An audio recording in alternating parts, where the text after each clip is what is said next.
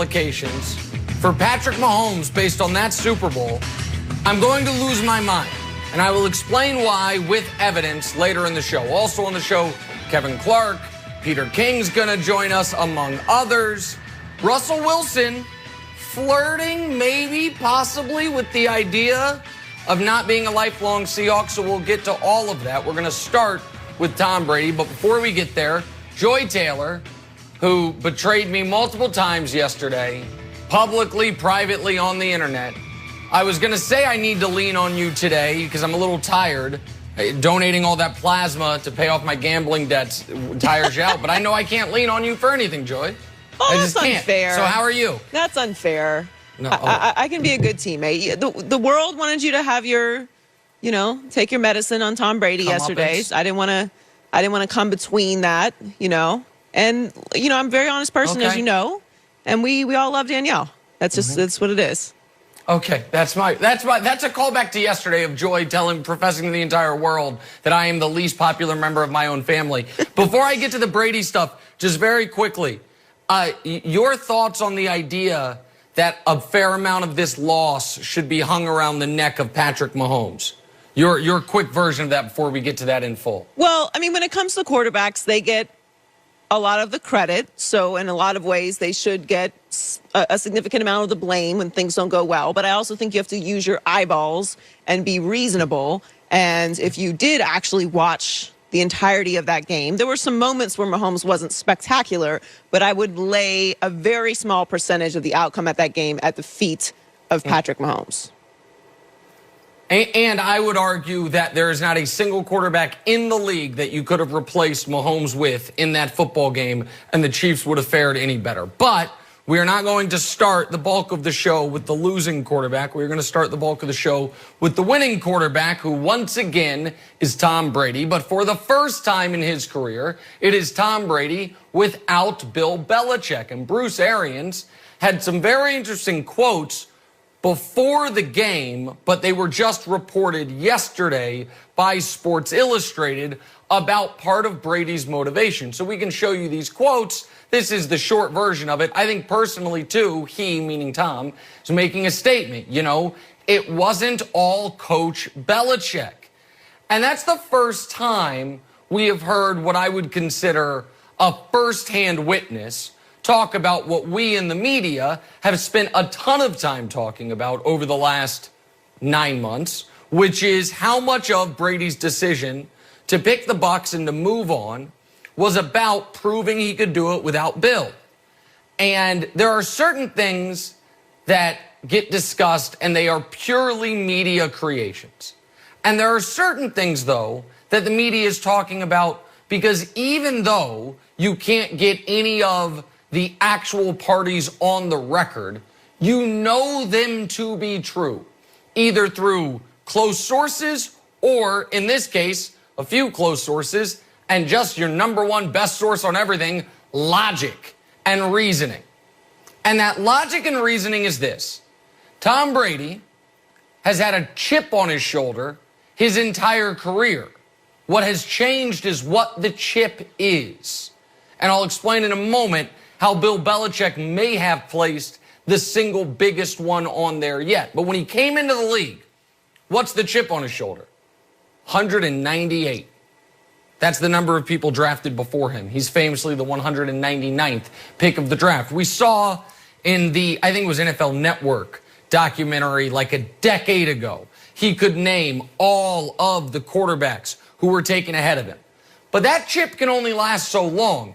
And Tom can say that still drives him, but that's hard to believe, especially because when within 3 months of his first NFL start, he's hoisting his first Lombardi trophy, nobody then doubted that the Patriots made a great draft pick. Nobody thought the Patriots made the wrong decision in sticking with Brady over Brady over Drew Bledsoe.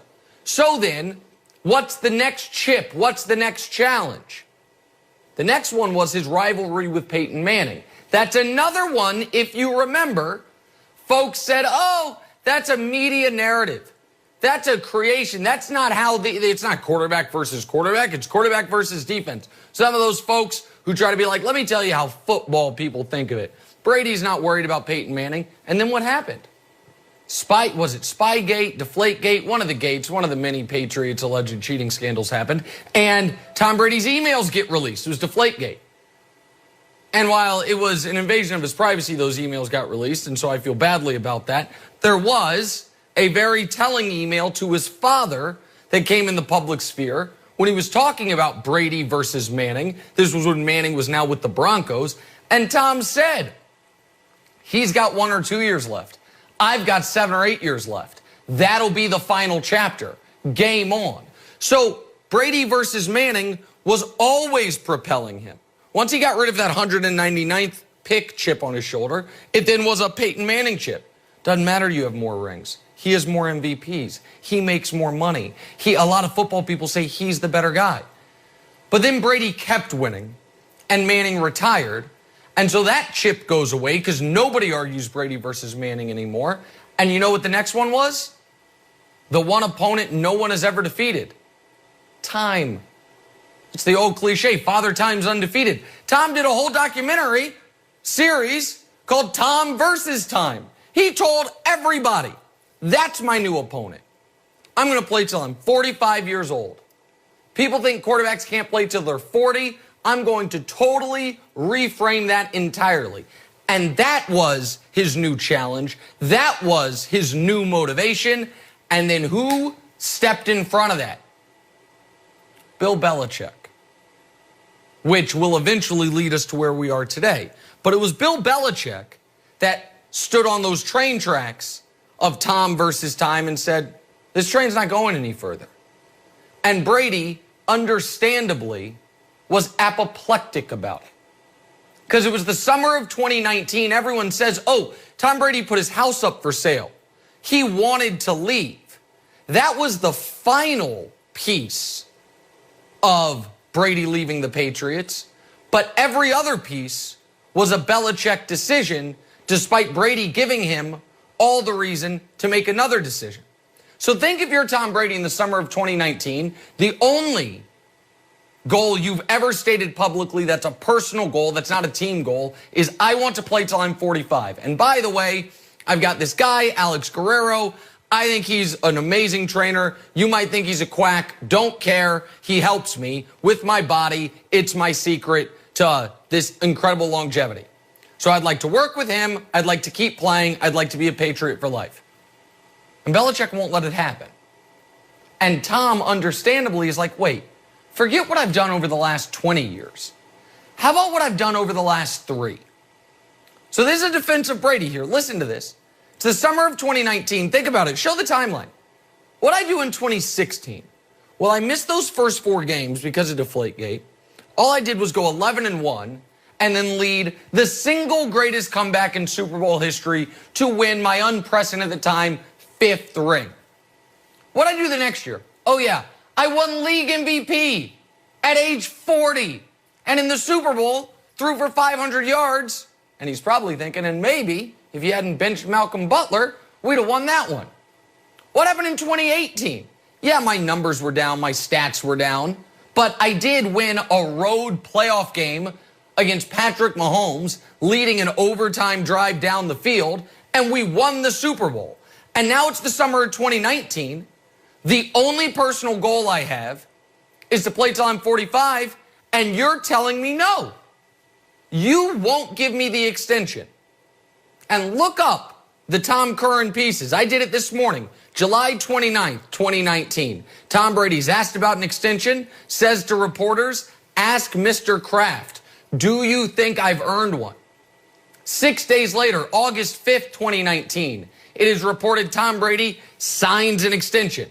But then we find out it was a fake extension. There was no actual real years tacked on to the end of it. He got a raise, and the Patriots couldn't franchise tag him. That's October 5th, 2019. And on October 6th, he put his house on the market. On that day, that moment, he said, okay, fine. I've done all this. I have always performed. I've always been the commensurate teammate, and you don't believe in me.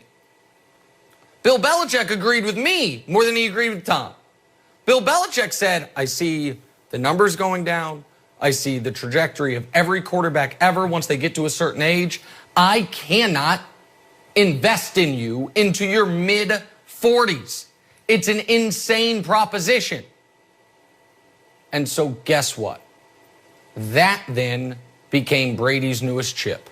199th pick, beat you. Peyton Manning, long gone. Time, well, I won league MVP at 40, and I won my 6th Super Bowl at 41.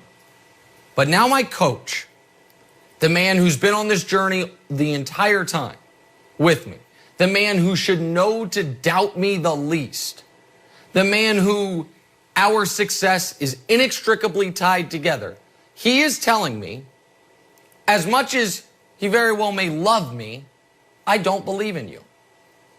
I think you believe in yourself more than is realistic. I think you believe you can do something, and for the first time, I don't believe you can.